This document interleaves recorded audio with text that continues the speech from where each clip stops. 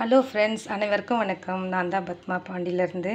இன்றைக்கி நான் தேங்காய் பால் ரசம் செய்கிறத பற்றி உங்களுக்கு சொல்ல போகிறேன். சரியா? தேங்காய் ஒரு தேங்காய்ங்க, சின்னதாக ஒரு தேங்காய் முதல்ல பால் எடுத்து வச்சுக்கணும்.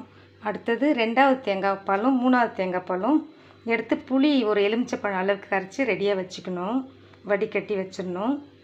அப்புறம் தாளிக்கிறது கடுகு, மஞ்சத்தூள், உப்பு, தேவையான அளவு உப்பு, காஞ்ச மிளகாய், கருவேப்பிலை, சீரகம், வெந்தயம், இதெல்லாம் தேவை. எண்ணெய், தேவையான அளவு எண்ணெய். சரிங்களா? இப்போ உங்களுக்கு ஸ்டார்ட் பண்ண போகிறேன் எப்படி செய்கிறதுன்னு.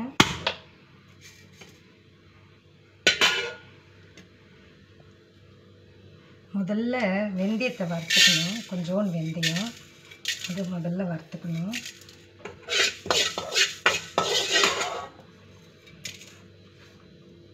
அது கூடவே சீரகமும் போட்டு வறுத்துடணும்.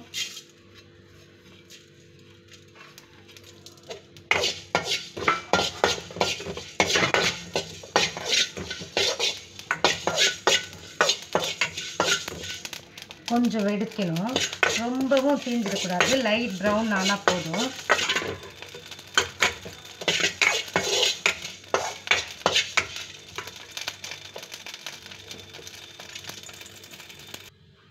இப்போது எண்ணெய் தேவையான அளவுக்கு ஊற்றுறேன். ரொம்ப ஊற்றணும்னு அவசியம் இல்லை. எண்ணெய் ஊற்றிட்டு கடுகு, உளுத்தம்பருப்பு கொஞ்சம் நிறைய போடணும்.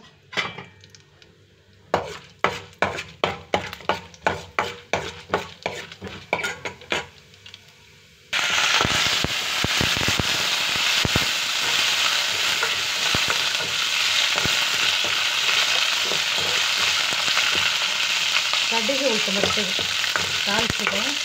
காஞ்ச மிளகாய், கருவேப்பிலெல்லாம் போட்டாச்சு. இப்போது ரொம்ப பிளாக் ஆகக்கூடாது, லைட் ப்ரௌன் ஆகும்.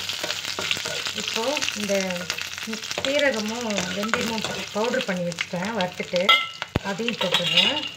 தேவையான அளவுக்கு மஞ்சத்தூள் அதையும் போட்டுடலாம்.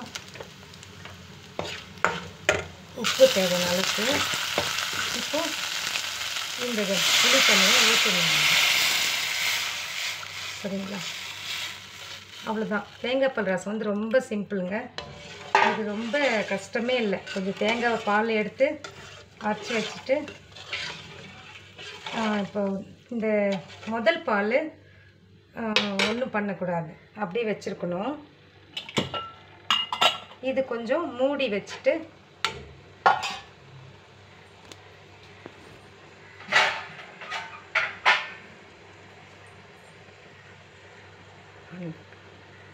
இது கொஞ்சம் மூடி வச்சுக்கணும்.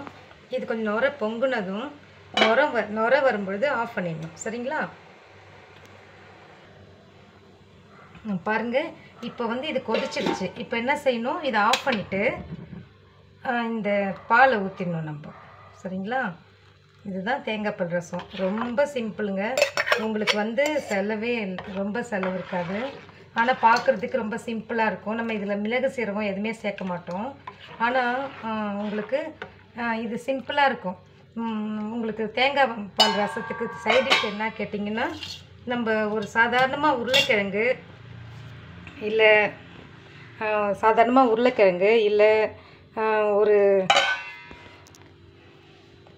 உருளைக்கிழங்கு இல்லை உங்களுக்கு ஒரு கருவாடு தொக்கு, எறா தொக்கு, அது மாதிரி வச்சு சாப்பிட்லாம். சரிங்களா? அவ்வளோதான். Okay, thank you.